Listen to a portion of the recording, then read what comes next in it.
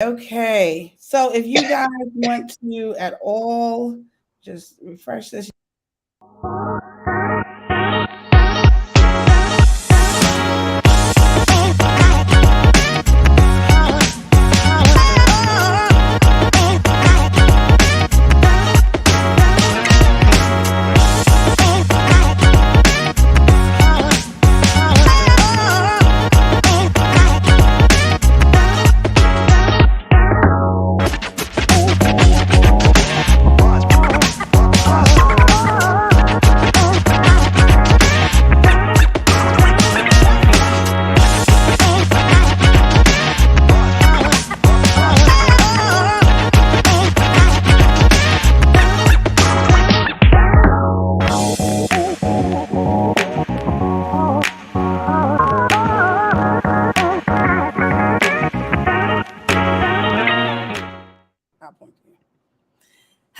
Hello, everyone.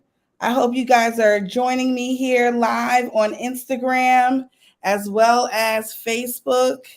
I want to make sure that you guys are here and you can see me. If you are, please go into the comments and let me know that you are here. We're going to go ahead and get started. I just want to say, first of all, welcome, family. I'm Genevieve. Thank you so much for joining the special series by Genevieve TV titled Stop the Silence, a conversation about mental health and suicide prevention amongst African Americans. This is the first of a three-part series where we will focus on African American women. Our second show, which is going to be on Monday, this upcoming Monday, will be about our men. And the third show, which will be next Thursday, will be about our children. So right now, I'm going to share a disclaimer with you.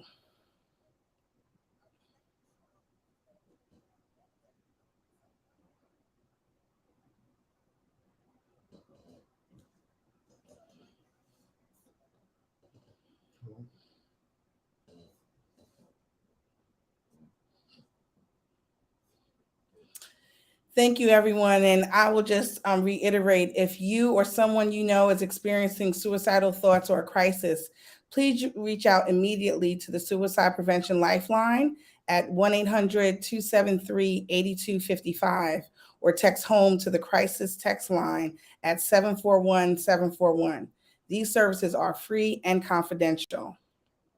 Now, just to begin this series, this series, first of all, is dedicated to and inspired by the lives of Ian Alexander Jr., who died by suicide on January 21st of this year, former mayor of Hyattsville, Maryland, Kevin Ward, who died by suicide January 25th of this year, and Moses J. Mosley, who died by suicide of January 26th of this year, and our very own Chesley Christ, who died by suicide January 30th of this year. In addition to the heartbreaking stories of young kids and countless others who we've lost too soon, I'm still deeply shaken by the loss of these notable people this year alone. And it's just 2022 has just begun only 48 days ago. So to start, I'd like to have a moment of silence just for those we've lost and those we love.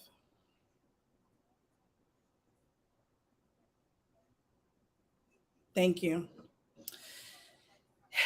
When the news hit of all of these people that have passed, these notable people that have passed in the beginning of this year, it was a far too familiar feeling that we all have as a Black community when we lose a pioneer or an icon, and that somebody's spirit way too soon.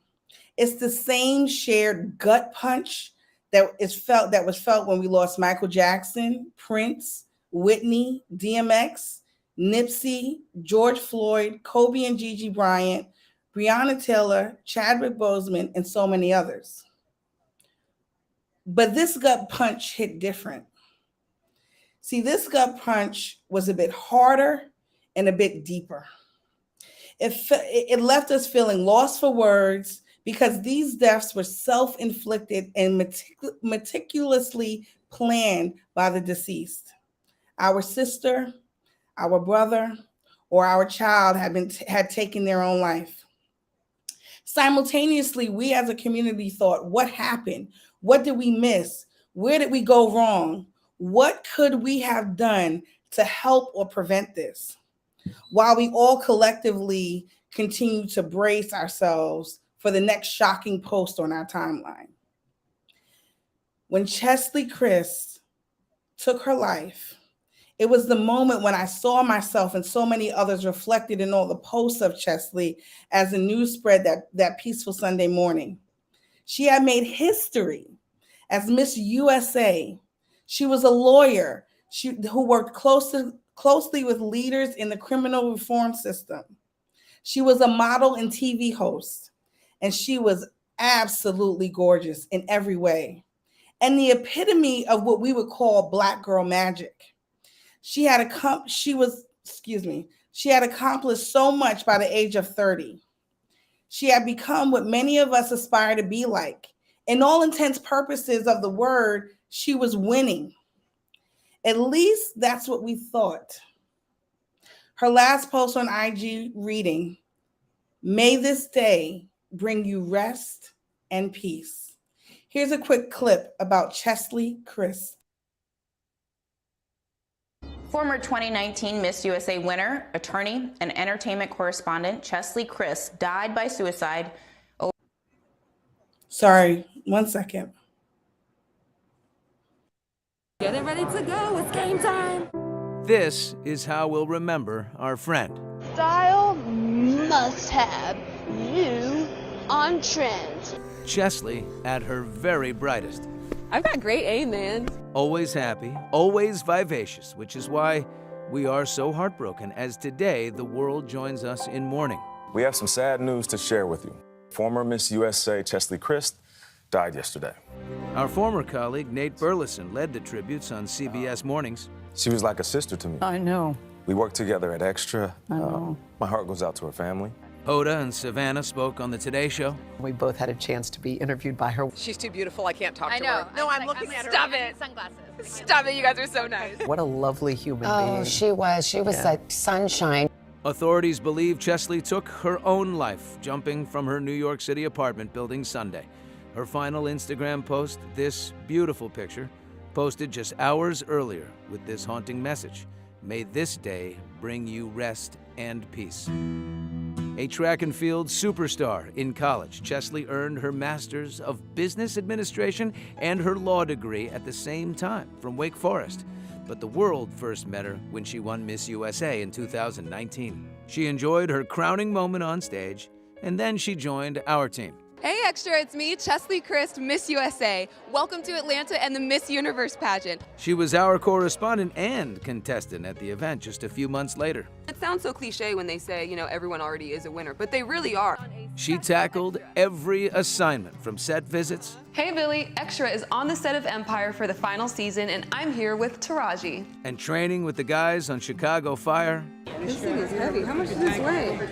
5 pounds, 10? A little more than that. To the Met Gala. How surprised are you by Kim Kardashian? Oh my gosh, I totally missed her. I didn't realize it was actually her because her face was covered. She got all the big names. Let's do one. Here we go. Hey y'all, I'm here with Oprah. And we're kicking off the tour with none other than Lady Gaga. Lady Gaga. Woo! And Chesley made her mark on the red carpet. Hello, how are you? I'm good, how are you? Yeah, I'm doing well, you look incredible. Thank you. It's a custom gown, Armani Privé, and I'm really honored to wear it. From Lady Gaga to Rihanna. Your body is incredible. Tell me about your look tonight. Well, my look was given a little bit sophisticated, a little bit, savage. A little peak. And bonding with Taylor Swift. Oh, and I gotta tell you, I'm about to buy a cat. I cannot wait to celebrate with my cat over the holidays. You're gonna adopt a cat? Yes, I cannot wait. You know what cat? I want a Bengal. Whoa. I know. She loved that interview so much, she posted this picture on her Instagram page. But this may have been the biggest thrill for the huge Devil Wears Prada fan. Meryl, thank you so much. Great to meet you. She interviewed Meryl Streep for her movie Don't Look Up. Meryl, oh my gosh, congratulations on your latest movie. So excited for people to see it. I gotta know, who did you base your character on? I had a bunch of different people. Some related to me, some not. I'm related to you. I'm kidding. And everyone loved Chesley too. Miss USA, Miss Teen USA, and Miss America, all three of us are women of color. So you was a part of that? I was a part of that. I'm really proud of you. Damn. Thank you. Janie, how are you? How are you? You look absolutely heavenly. Look at you, you look beautiful. Your hair is amazing. Good shirt. Man, it was good to talk to you again. You too. Good to see you, baby girl. Keep up the great work. Thank you, thank you. Snoop left this tribute on Chesley's Instagram page. Beyonce's mother, Tina Knowles, wrote, "Rest, now beautiful one." Amy Schumer called Chesley a kind, beautiful, shining star. Martin Luther King Jr.'s daughter, Bernice, wrote such incredibly sad news. Depression creates deep despair and an overwhelming illusion that there's no way forward in life. Today, Chesley's family tells us her great light was one that inspired others around the world with her beauty and strength. She cared, she loved, she laughed, and she shined. As a daughter, sister, friend, mentor, and colleague, we know her impact will live on. Thank you for watching. If you want more extra, hit the subscribe button and the bell. Welcome back. Thank you, ladies and gentlemen. Thank you for everybody who's joining. I see you, Darnell Nelson, and Grandma Was 99 joined, and So Brooklyn. And I see all of you on Facebook and Instagram. Thank you so much. Please share. We're about to have a very critical conversation. So before we go any further, I want to welcome my guest. My first guest is Tara Nelson. She is a licensed master social worker in New York City with over 16 years of experience. Her expertise is in severe mental health disorder, in particular amongst men and women of color. She specializes in providing psychotherapy to individuals with severe mental health disorders, marital issues, and various psychosocial stressors. Thank you so much, Tara, for being here with us today. Oh my God, thank you so much for having me here and giving this platform for us to discuss this most important topic. Thank you for the work you do. Thank and you. My second guest is Lisa Daughtry. She is a writer, speaker, and mental health advocate working with No More Martyrs.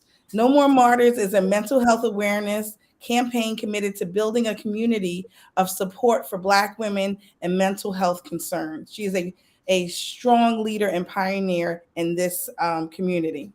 Ladies, thank you both for being here for this critical conversation. Thank you.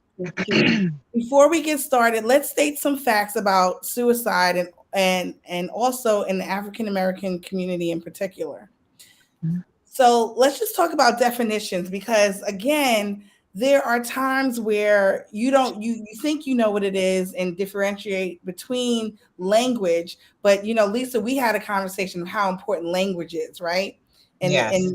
On this topic. So as a definition, suicide is defined as death caused by self-directed injurious behavior with intent to die as a result of the behavior. A suicide attempt is a non-fatal, self-directed, potentially injurious behavior with intent to die as a result of the behavior. A suicide attempt might not result in injury. And then suicidal ideation, right, refers to thinking about, considering, or planning suicide. Is that correct, ladies? Absolutely. Yes.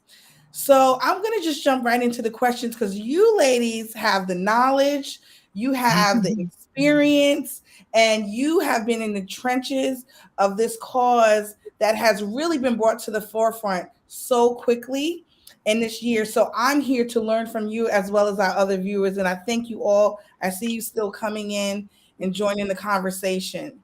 So starting with, how prevalent, are depression and suicide in the Black community, and in particular with Black women? And this is a conversational, so anybody can jump in. Let's go ahead.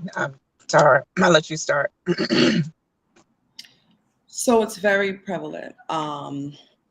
I'm just going to talk about, like, give some stats on what I found today. So according to Mental Health in America, adult African Americans are more likely to have feelings of hopelessness, worthlessness, and sadness compared to our white counterparts, right?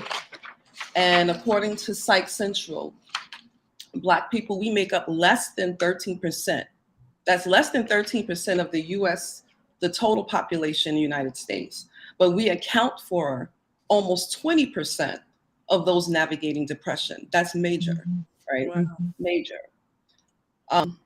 Blacks, we're less likely than our white counterparts. However, and brown teenagers are more likely to suicide than white teenagers. So that's a 9.8% versus 6.1%. Wow. Right. One more stat, according to the Substance Abuse and Mental Health Service Administration, the 2018 National Survey on Drug Use and Health, 16%, that's 4.8 million of Black and brown people reported having mental illness. And 22.4%, that's 1.1 million, reported a serious mental illness over the past year. Major depressive episodes increased by 9%, 10.3% in Black and brown youths, ages 12 through 17. Wow. Okay. We saw an uptick in SMI, which is serious mental illness, in Black and brown people from 2008 to 2020. Suicidal thoughts, plans, and attempts are also rising amongst Black and brown people.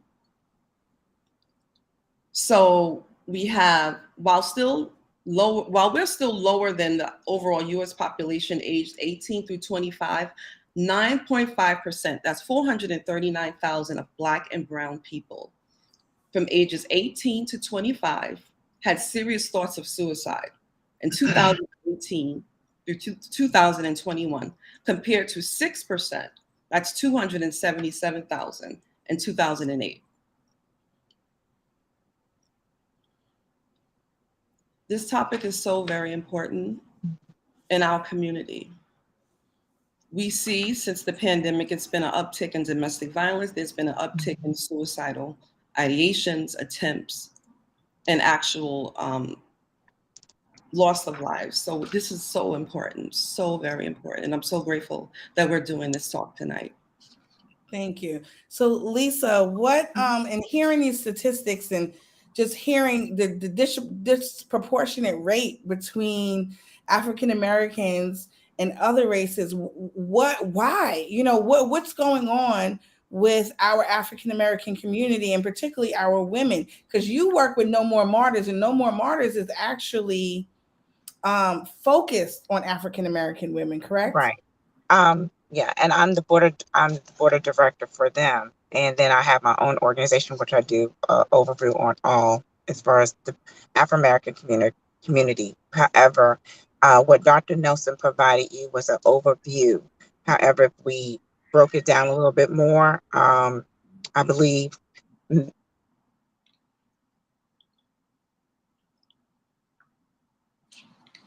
Lisa, you there? I think your signal got you a little frozen. Okay, well, Lisa will come back to us. So Tara, what are some of the main reasons you're seeing patients are coming into your practice? Right. So basically, in my practice, I work at Montefiore Hospital in the Bronx in the outpatient clinic. We're seeing a lot of patients come in for generalized anxiety disorder, adjustment disorders, bipolar disorder, depression, suicide ideations, actual attempts of suicide. That's been on the increase since the pandemic has started. So I've been I see 10 to 12 patients a day, and it's all depression, all depression. I just had a patient yesterday, a mom, who I'm meeting with 10 sessions for grief because her son committed suicide. In the height of the pandemic, he was in the Air Force, shot himself in the head. We had an hour session. It was traumatic. So this is what we're dealing with today. And it's more so since the pandemic because of isolation. You know, we can't interact with one another. So people, you know, are in the house thinking more. There's job loss, food insecurities, homelessness on the rise because of the pandemic through loss of jobs. So that's what I've been seeing mostly with my work and my practice at the hospital.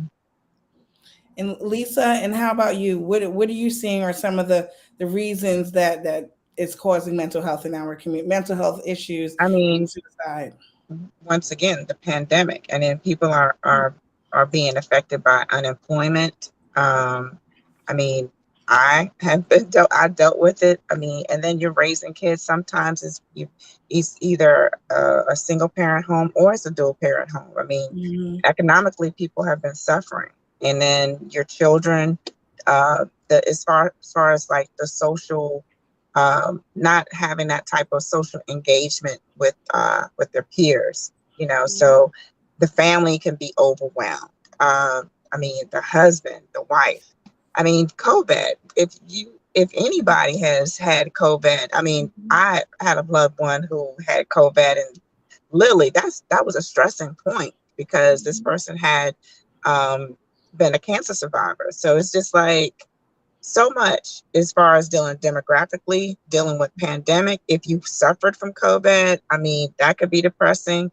The unemployment, I mean, because soon as this pandemic started, a lot of people who had jobs, I mean, from retail to government to, you know, to private sector and public sector, I mean, everything shut down economically, and then jobs were cut.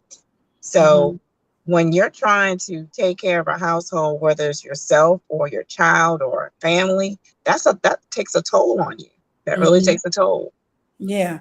And so the other thing I was thinking about, and this is what like really inspired me also to do this, is because I'm looking at some of the people that we've lost, like Chesley, who from the outside is like, has it all, has done it all. You look at Ian Alexander and the type of life that he was birthed into and given with his mom.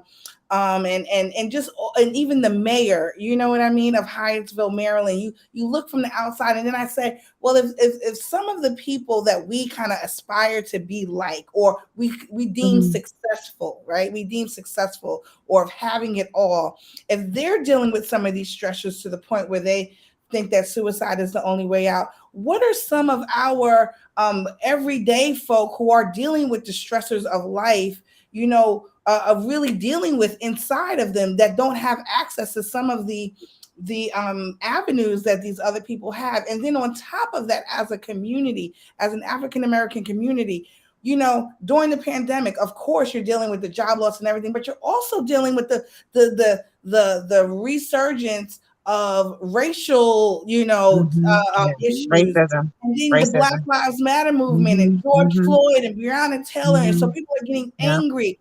But, you know, there's a movement, there's an urge going on, and there's this desire to, you know, to change what's happening in our community, in our country. But you can kind of feel helpless, right? You can kind of feel like you don't have the means to make a change, and all of that stress kind of comes on you. So my next question is, how much do the pressures of life, right, just the regular pressures of life versus the clinical mental illness, which is a whole nother thing, right? Aren't those are two different things? So you have everyday life and the stress of life, and then you have clinical mental illness. How does that play in the overall adoption of suicide as a solution? You know, Dr. Nelson, can you answer the clinical, and I'll talk about the other part?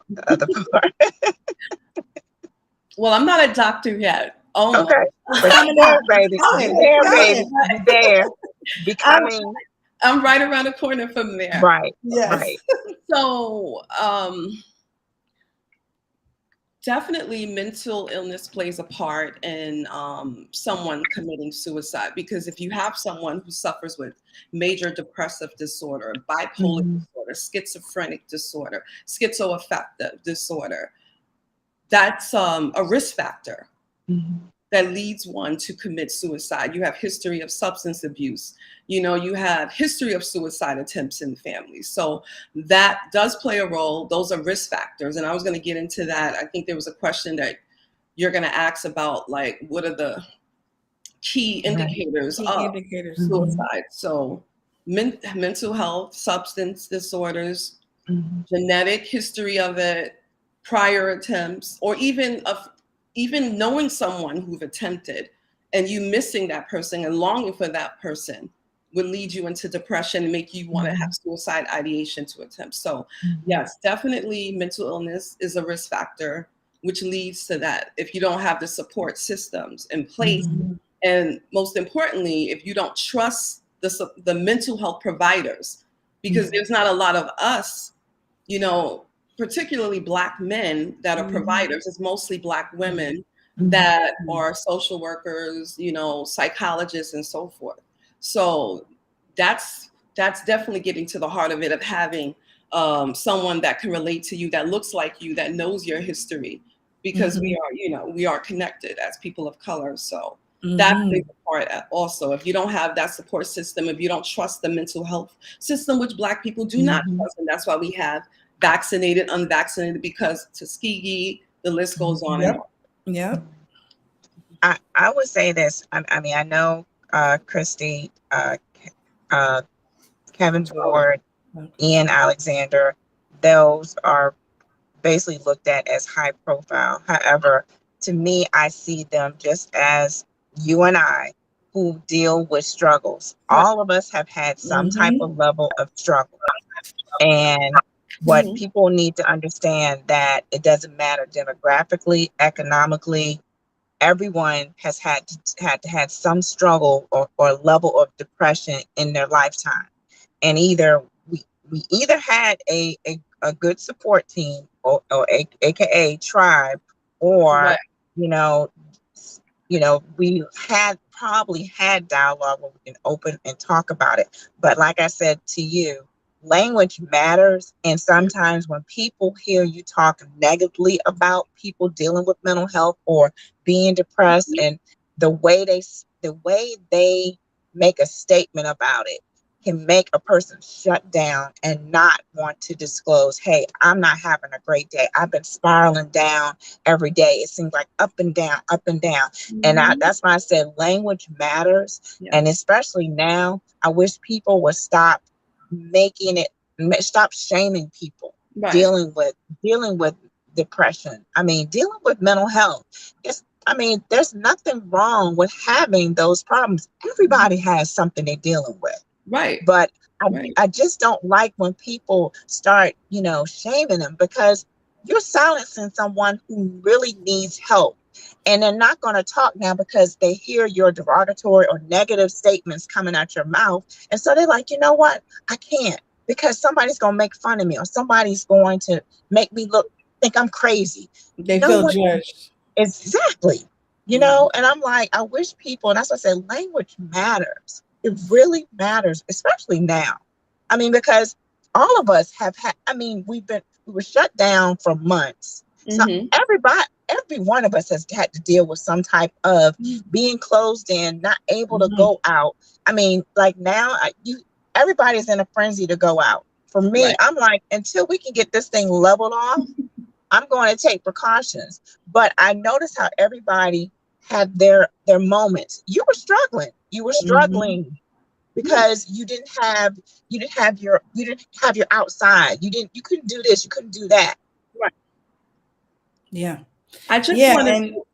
I'm sorry. I just wanted to piggyback off of that about the language and us as a people talking about it at our dinner tables and starting at home with our children, which we're going to get in that, I guess, next week with children, but just having the conversations, those tough conversations at home with your family. Because I know for me and my family growing up, it was like, oh, nothing's wrong with you.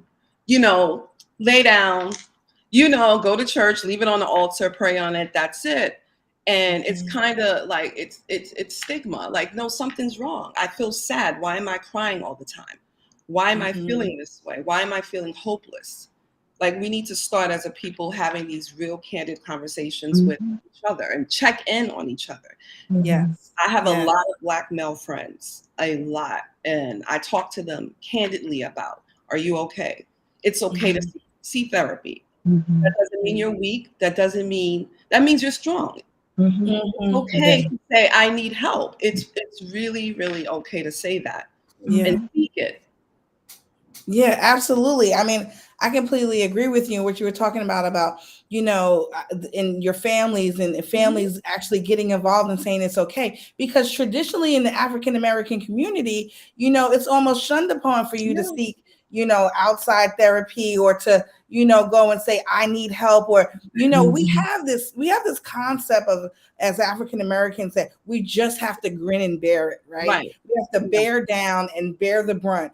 And when you think about it, we come from such history of trauma. You know, trauma going back before slavery, then slavery, then the civil rights movement, to the point we're still fighting, you know, Black Lives Matter, to, you know, and it's all trauma. We're all wearing this. And that's why, you know, in the beginning I said, you know, it's that too familiar feeling, that gut punch that we get as a community when we lose someone. But to lose someone by their own hand is as a community we're mourning, right?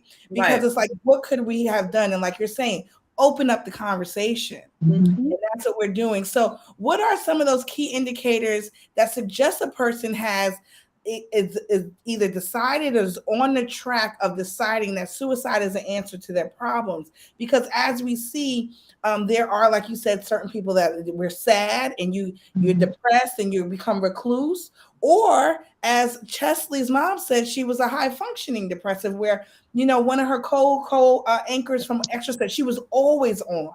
There wasn't a time that she wasn't on and bright and bubbly and shining. So how do you even decipher that with indicators, Tara? So that's hard, because she clearly, you know, played the role. She played the role at work, but who knows what she was going through when she went home, right? So some of the warning signs, you know, loss of appetite, social isolation, lack of interest in doing anything that was pleasurable before, trouble concentrating is another, feeling worthless, feeling hopeless, crying spells. All of those are the trouble signs in the beginning. And then it can lead into access to firearms, you know, history of trauma, history of substance abuse, social isolation, chronic medical conditions is a key one. You have cancer, you have COVID, or you feel like, you know, you're going to get COVID again. I mean, I had a patient who had COVID, got it a couple of times, and killed himself because he didn't want to give it to his grandmother. Or so you have these situations, right? Prior suicide attempts, number one risk factor. And then when you know they're getting to that point of, you know, I have intent, I have a plan, they start giving away possessions. So, and the thing is with that, does that mean that if I have this Michael Jordan signed autograph, and I want to give it to my nephew, does that mean I'm going to commit suicide? Not really, but pay attention to that anyway, right? Tying up loose ends, access to guns, purchasing guns, because we know that men predominantly, they use force, like guns, shooting each in the head. Women jump off bridges, take pills. Men hang themselves. You know, just looking at those things and paying attention to that. Those are basically the warning signs, the trouble signs. And when it gets to, they really have the plan, and you'll never know because they're happy. Like when you look at Miss USA, when you looked at her Instagram posts, the day, I think I looked 2 days before, she was showing her abs. She looked really happy. Because they come to terms. At that Yeah, point, and they're they came energetic. to terms. They're more energetic. They're more. You will never know it's coming. But they Yeah. thought out the plan down to what they wore, the last meal, the time, why she chose to go and jump from that floor. What did that represent? Everything represents something. Everything down to Lisa. But then, you like you said, you have people as Christy who are functional. That it's a mask. Yeah, You won't know, and and I think that's why I keep going back. We have to have open dialogue at home. Right. You have to have be consistent with it as far as asking, hey, how was your day? When I know people have been using the hashtag check on your strong friends or check on your friends. Are you actually checking on it? I mean, just don't do that to make it look like, hey, I just want to post this to make myself look good. For me, because I feel like every day I have to live my life intentionally. But if I don't, if somebody hits my spirit, I'm like, hey, I got to reach out to that person and see if they're okay. I don't care if it's 12 o'clock, midnight, or whatever. I'll send a text and say, hey, call me when you wake up, or I'm just checking in with you. But be intentional about it. Just don't do the hashtags so you can, like you're spreading some type of kumbaya, whatever. We have to be intentional when it comes to our health, our mental health, because people don't want to be boredom with you, right? A burden to you, because one, we talk so negatively about mental health. Two, it's like they don't know who they can trust with their thoughts, or if they're going to be judged. So we got to have this open dialogue and not be judgmental when we're doing it, because we're trying to keep people here who we need to be here, So really need to Lisa, be here. how do we open up that conversation? Let's say there is some key indicators or something that I'm seeing with someone. And yes, I'm checking on my strong friends and I'm texting you, I love you and thinking about you and call me anytime, girl, and let's go have lunch and everything. But you're just seeing that withdrawal and you're seeing some of those things and you don't want to jump in and be like, hey, you're right, but how does a common, that someone who's not a therapist and doesn't work in this industry, how do we start the conversation with someone we love? I'll give you an example. It was maybe a few years ago before the pandemic, and I was at the nail salon and I noticed this young lady that was sitting beside me, just how her body language said a lot. It was just like she did not want to be there, or just something was, really taking a toll on her. Her body language spoke to me. And I leaned over to her and I said, hey, how was your day? And she looked at me and I said, because I can tell by the way you sloped over. I said, even though you're getting your nails done, I said, something's wrong. I said, are you okay? When I tell you, that young lady told me how her day was.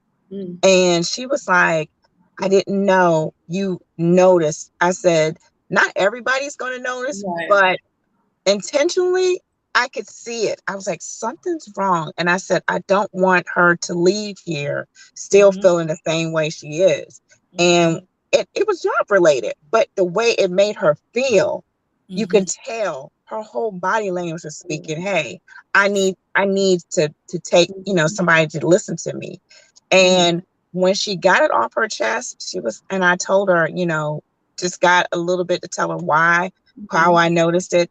And she was like, my gosh, she was like, thank you. And I said, I need you to find a tribe that you can, a girlfriend or somebody that you can talk to that don't mind you venting.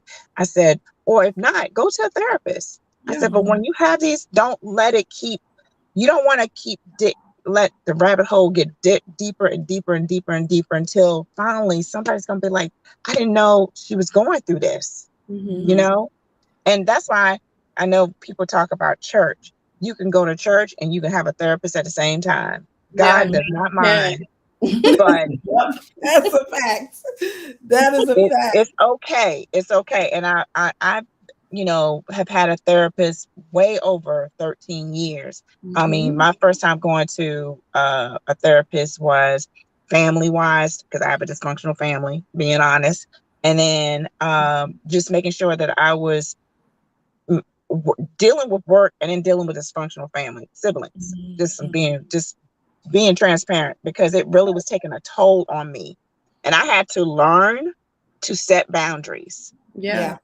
From going to therapy. It was so helpful because when a therapist, one thing she said, what is your faith with God? And I was like, what? Why are we having this conversation? But then I understand. I completely understand why she was asking me that. And then I had to make a executive decision about my family, because I was like, you know what? I was like, each time we're in this type of situation, I'm feeling the burden, I'm crying. I'm the one crying afterwards. I'm the one being torn. And one sign, what people don't know, is when you get depressed, your body starts giving you signals. Oh yeah. Absolutely. I'm gonna tell you, it was my arm.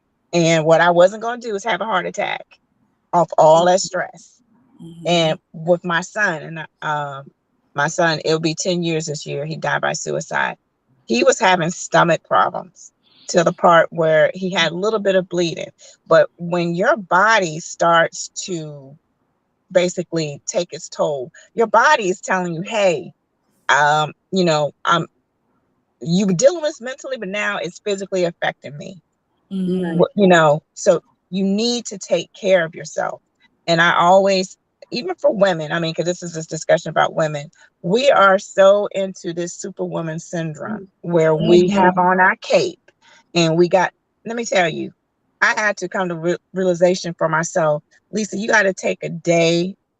Well, I don't do absolutely nothing. I don't care if I'm watching Netflix. My house might look a hot mess, but I have to have a conversation with myself. I was like, you know what? You're not gonna worry about this house today. You're not gonna worry about this and that. You're gonna take a day where it's just peace and quiet. I don't care if I don't have the TV on or not.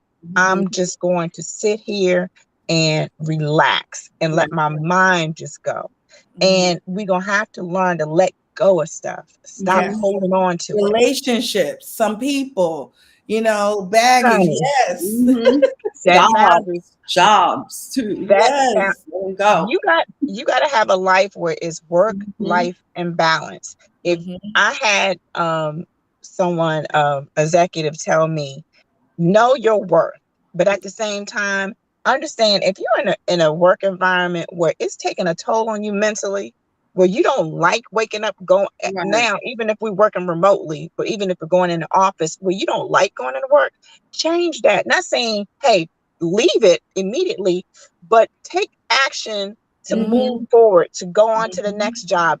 There's a better job in this. And hopefully you're looking for a job that's going to consist of work, life, and balance. If it don't do it.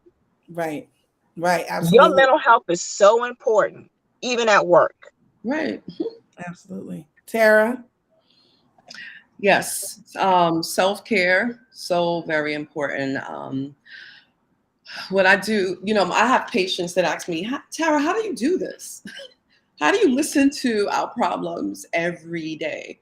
10 to 12 patients back to back to back, Monday through Friday, 8:30 to 5. How do you do it? I love what I do. This is not even work to me. Not even work. I mean, I know that the Lord has called me into this profession, even though I came from a different profession, but he called me right into exactly where I needed to be. And it is a privilege for me to be able to speak to different ethnicities, age. I mean, it's from 18 to 90, and hearing their stories and healing through words, coping strategies, and being that support system for them, and being an attentive listener. But Tara, how do we? I don't mean to interrupt you, but you're my girl, right? We've known each other since Howard back in the 90s, right? So, we don't speak all the time. We bump into each other at homecoming. You're my girl. And now, what do you do? How do you approach someone, whether it's mental health, suicide, you're noticing these key indicators, even drug addiction? How do you go to your good friend, even if it's my best friend? What if it's my mom? What if it's my sister? How do you go to them and, and just say, friend, sis, brother, I'm noticing something. I'm not here to judge you. I don't want to, step into and have any idea of what you may be dealing with right now, but I love you. Right. I love you. And I notice that there's something going on. You're not quite yourself. You don't quite, call me or do this and, whatever it is, how do you begin that conversation with someone that you love and care about, that you might not have beforehand in that relationship had the room to have that conversation? Well, like you never had that conversation. Just like you said it. Just like you said it. Exactly. You said it perfectly. Exactly. I find when I'm out, if you're out with your friends, family, anytime is the perfect time to have that conversation, because that could be the last time you see them. That is powerful. It don't matter where you the at. perfect time to have that It doesn't conversation. matter where you are at. That is the time to have that conversation, because one thing this pandemic has taught us, you're not promised tomorrow. And family and friends is very important. We've been isolated. We thought we had time to think about things that we probably haven't been thinking about. Going to therapy, setting boundaries, getting a new job, getting rid of that toxic relationship, going back to school, starting a business. This is the time to have those serious conversations with your friends and check in on them. Like, hey, are you all right? Yeah. That phone call, pick the phone up. Are you okay? Is everything okay? Be attentive, be intentional. Right. And so moving on from there, right? So if someone survives a suicide attempt, right? Somebody actually comes to you and says, hey, I've been thinking about this, or I've tried something, I was unsuccessful, but I'm having these thoughts again, and someone attempts it. What now? What do you do? What do you do? So for me, when our patients have, because we get plenty of those, when they have plenty of people who say that someone came to them. I have patients that have cut, attempted, jumped in front of cars. What generally happens, if once that happens and they go to the hospital, like let's say someone took pills, family member sees them on the floor unconscious, they go to the hospital, they're admitted. After they're admitted, there's a psych evaluation done. If they don't have a psychiatrist or a talk therapist, they get referred one. They go to outpatient treatment. The support system forms. So you have your mental health treatment system, you have your families, if you have that, you have your belief system. So that's how that goes. If a person attempts and does not want mental health treatment, they have the right to refuse. They have the right to refuse. But can I say this? Those who have attempted and have been unsuccessful will try again. Oh yeah. Oh yeah. So they need to have not only a therapist, but they need to have outside support. And I know some people, that's why I said we have to be consistent with checking in with our friends, especially those who, hey, they tried it. Just think, okay, oh, thank God they tried it, but they're okay. They will try again if they do not get the help they need. And that means getting a therapist.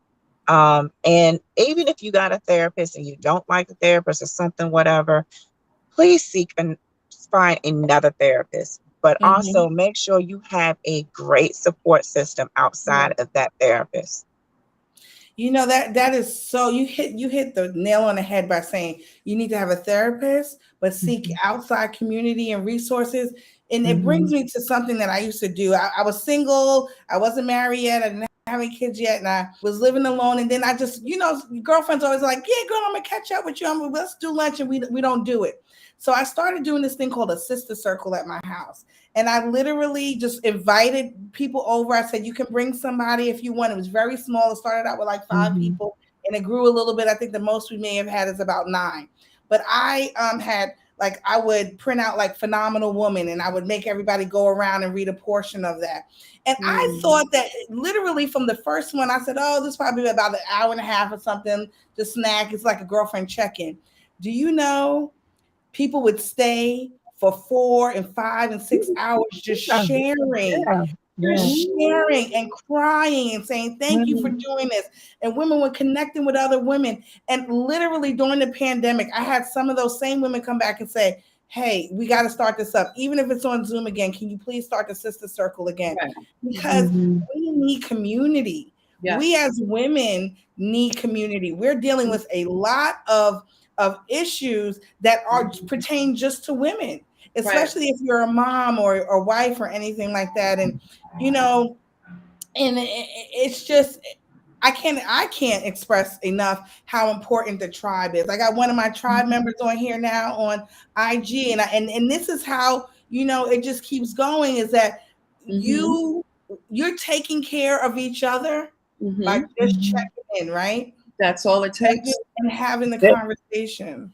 Be intentional. And that's why I said for me, every year, but this year especially, my vocabulary, if I talk to anybody, 2022 is intentional. Yeah. I have to be intentional on everything. And for the last 3 years, I've lost family members. I've lost childhood friends. My livelihood, for me, I don't look at, my success, I will have success. But for me, losing people that, you had childhood memories with, or it's just, that's what matters to me. I don't want to hear a bad news about somebody passing away, and I didn't have no time with them. Nothing. This COVID has been unpredictable. By the grace of God, some people have survived, and then there have millions of people who have not. And I think we got to let go of this facade we putting on social media. We really got to take care of ourselves. We really got to check in on people. I was looking at overall, a lot of us, even during this who passed away from pandemic, are passing away from heart diseases. Diabetes. I'm just like, I lost a very close business friend last year. Unexpected. Talked to him a day before he passed away. Yeah. And I was just like, I just talked to him, and I said to him, let me know what I need to do for you. I'll be your assistant, because he was complaining about a headache. And I was like, okay, I'll come over, make phone calls or whatever.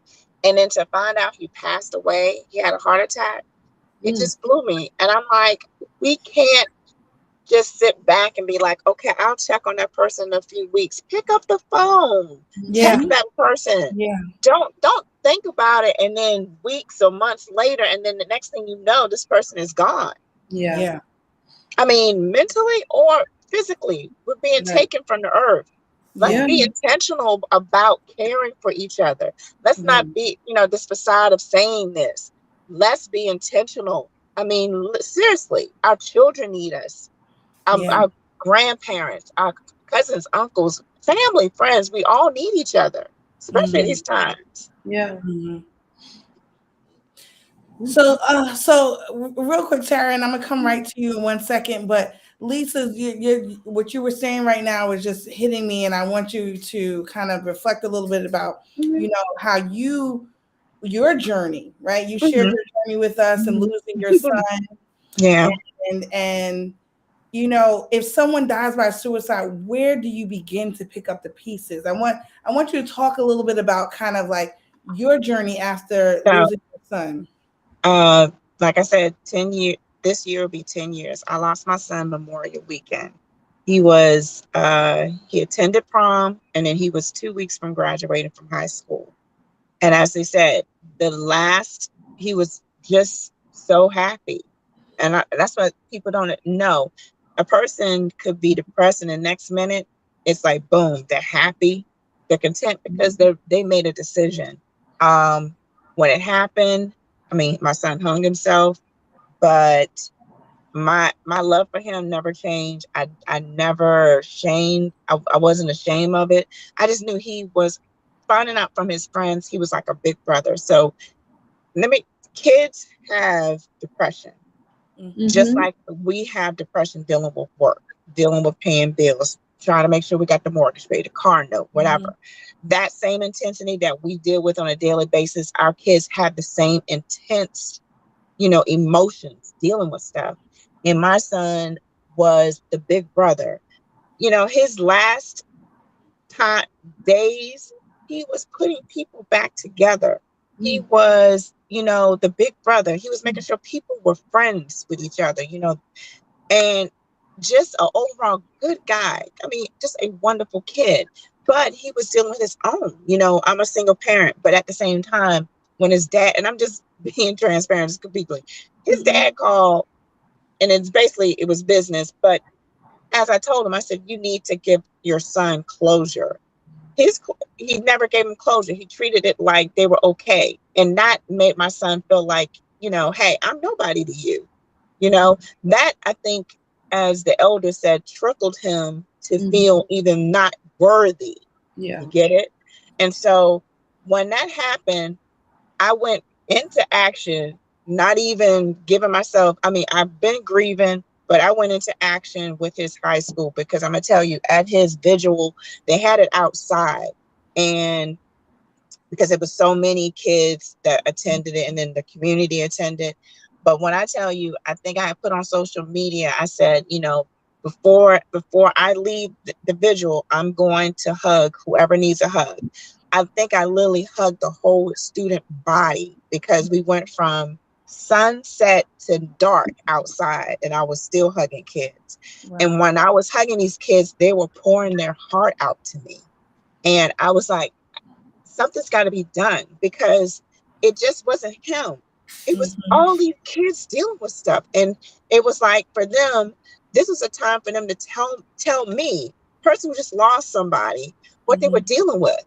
And I went to the principal. We started a pilot program, and the pilot program got approved through the school board. And so it went from just not high school, but for the whole entire K-12. For me, my grieving, my healing, my peace, my journey. Sorry, got a little static. I had jumped out of a plane. Like, that year, I was turning 45, and I had promised him, hey, for your graduation, we're gonna do skydiving. And his best friend told me, he said, hey, Mom, live, you gotta live. And I was like, looking at this kid telling me, but I'm like, okay, somehow my son is talking through you. And I jumped out of a plane, and I'm gonna tell you, that most peaceful thing I ever did. But that was my fire, that because I needed to breathe, I needed to know I exist. Helping those kids with that pilot helped me even more. But I became a board director for American Foundation Suicide Prevention.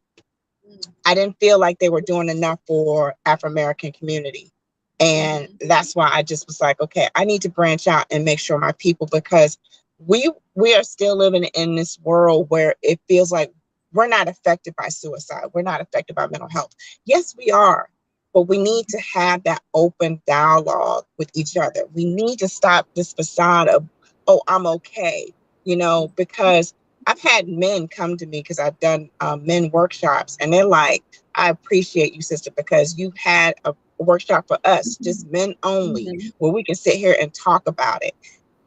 I want us to continue to have this, because I'm telling you, mental health, it's not going to get any better if we just, hey, once somebody commits suicide on a high profile level, that's when we start to talk about it. That's when we engage about it. This should be in our home every day. We should be sitting down with our kids, our mothers, whoever, friends, and just say, hey, I ain't talked to you in a minute. What's going on?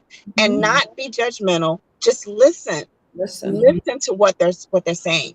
And if you think, hey, you know what, this is deeper than I can deal with, don't shun them away. Say, you know what, we need to get a therapist. We need to make sure you get a therapist. Let's look for one. Get your resources and make sure this person goes to the path of getting the healing and then finding peace with themselves. Because this is, I just sometimes in this journey, I used to I get exhausted because Tara, I'm so passionate about this because I want my people to heal, because it's generational things that we're dealing with. Yeah. And I mean, literally, this has brought me peace, but what's therapeutic for me is I love to travel. I do a lot of traveling to me because that's my time to just shut down and then just, hey, do what I need to do. But being a mental health advocate, this is my journey as far as, hey, I do this. I don't ask to get paid for nothing. I do this because I want to make sure my people are good. I want to make sure every day somebody can say, you know what? I heard her. I heard what she said.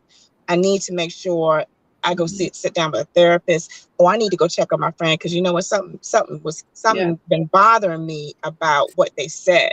And then, like I said, don't judge. Stop judging people. Language matters. Yeah. This is resonating. I just want you guys to know, with so many people in the comments right now on Facebook, people are giving their testimony. They're agreeing with all of you. They're saying it's great advice and it's powerful. So I just want to thank you guys for sharing that. So Tara, where does someone begin? So, for Lisa, she went skydiving. She said she had to breathe.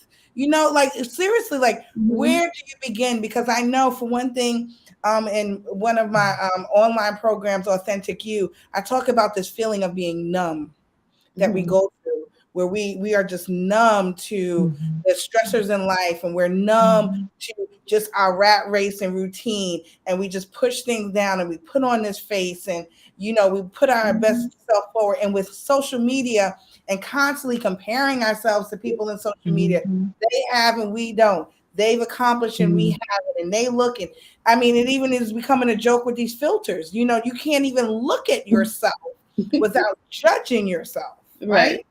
And then even going further into this whole technology and metaverse, we're losing touch with each other, right? Just like with a baby, if you don't hold a newborn baby, it will die, right? So where does someone begin to pick up the pieces? Tara, in your advice, if they lose someone, if it's right, when you lose someone by way of self-harm, I would say with my patients, I say try not to blame yourself, because I think oftentimes we shift the blame on ourselves. Like, if I would have done this, if I would have known this, there's no way you honestly would know, because like we've been speaking on, they are so happy. Like, you wouldn't, people generally think they're so down and sad. No, they have this burst of energy that comes out of nowhere. You will never know. Yeah. You'll never know. Wow. But in the beginning, just watch the signs, because like I said, like we've talked about in the beginning, there are warning signs. You just have to watch and pay attention and check in and be attentive, intentional, right?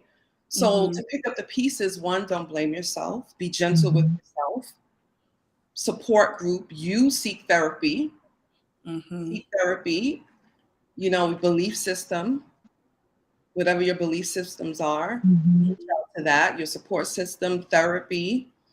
Be gentle with yourself, writing out your feelings. Some people write a letter to the deceased, one that took their lives. Celebrate their life. Yeah. I think that's a big thing. Celebrate life. In our community, we celebrate death. People, it's like the opposite. We mourn birth, but we celebrate death. Right? Yeah. Celebrate death.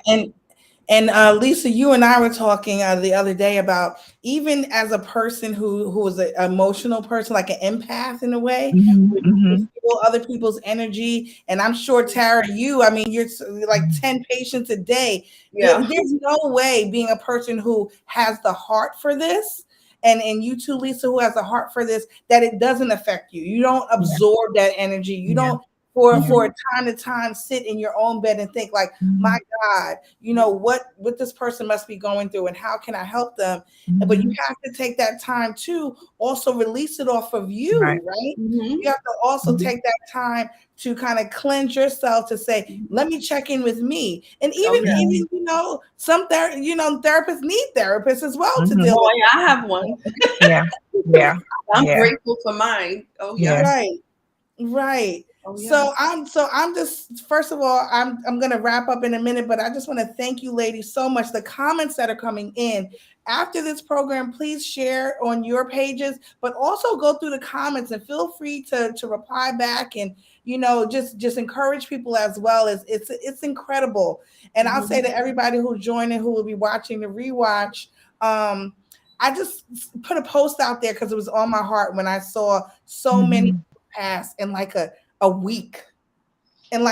So many people passed, and I just put it out there. And yes, there was a lot of comments that came on the Facebook page, but there was a lot of DMs that I got from people who had made attempts, and people who have lost someone, and people who are in therapy and are saying, hey, I've been in therapy for years, and it is something that is like my religion as well. And so, just I'm so grateful for you ladies. And just to say this, that in closing, is that no one will ever know for sure all the reasons that led to that fatal day for Chesley, Ian, Kevin, Moses, or anyone else we've lost due to suicide.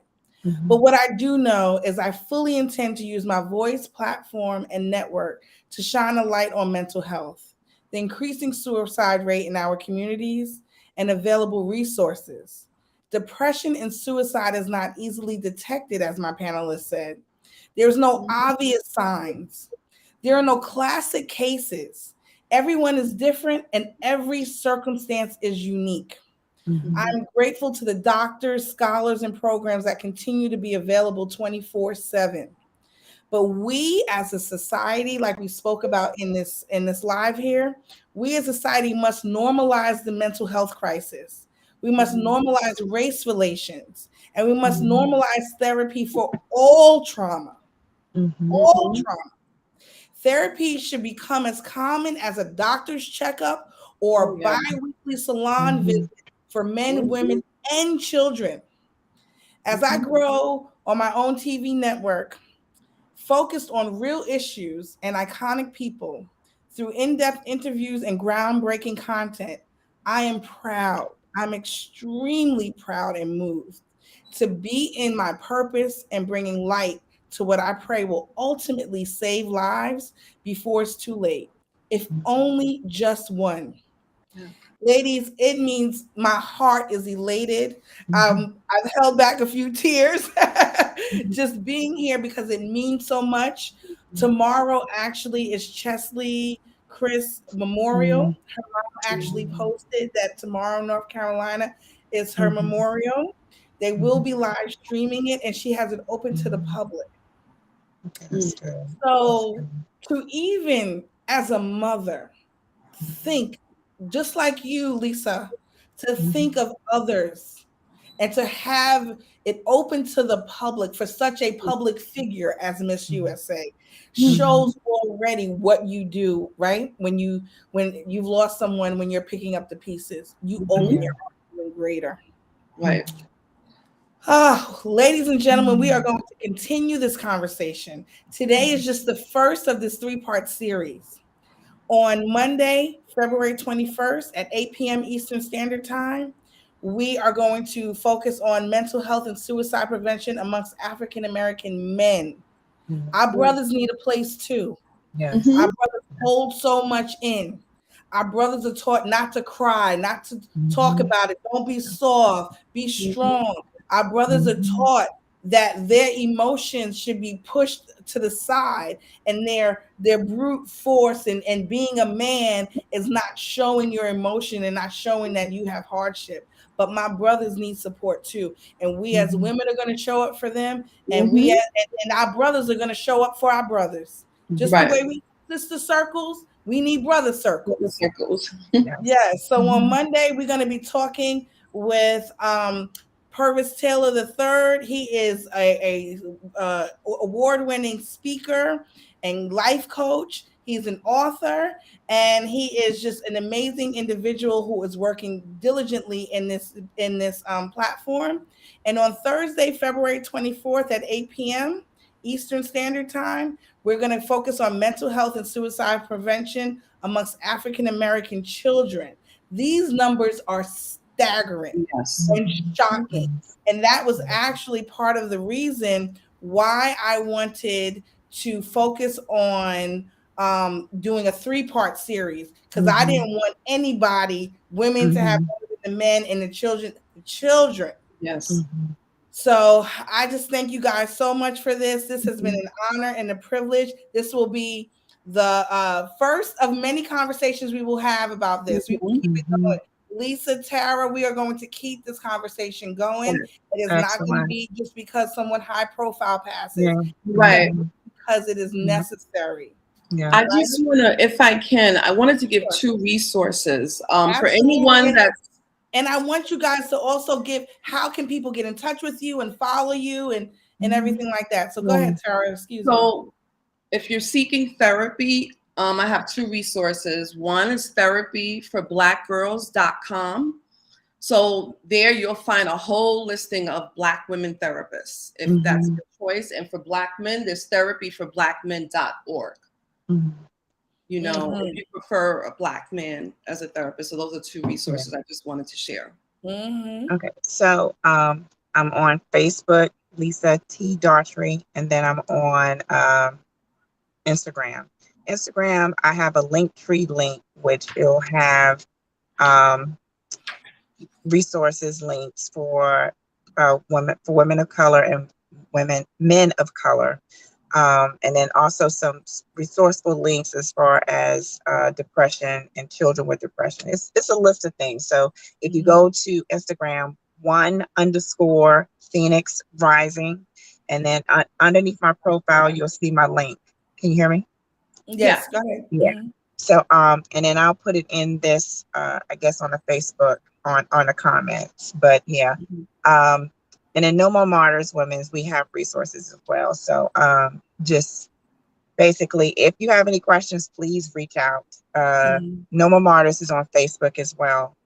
We have a community blog there too. So it's www.nomoremartyrs.org. And I'm on IG at Becoming Dr. Nelson. And I'll put all my information on Facebook as well. Okay. Thank you. Thank you, ladies, so much. I really appreciate this. And Lisa, I know we extended your time a bit more than expected. That's okay. It's good. I will be seeing you guys for 2 and 3. And send me the flyers, please, because I love to share this so that people can basically get involved as far as just sitting listening. I mean, it's so important to have this conversation in our community. Absolutely. Absolutely. Thank you guys so much. And Tara, we are going to have you back on Monday as well with Purvis. So thank you guys so much. Please share this with your community. Please put it out there, because you never know when someone can go back and watch it and get some of those nuggets. So thank you guys so much. And I'll see you next time. Take care. Thank you. Bye. Thank you. Bye-bye.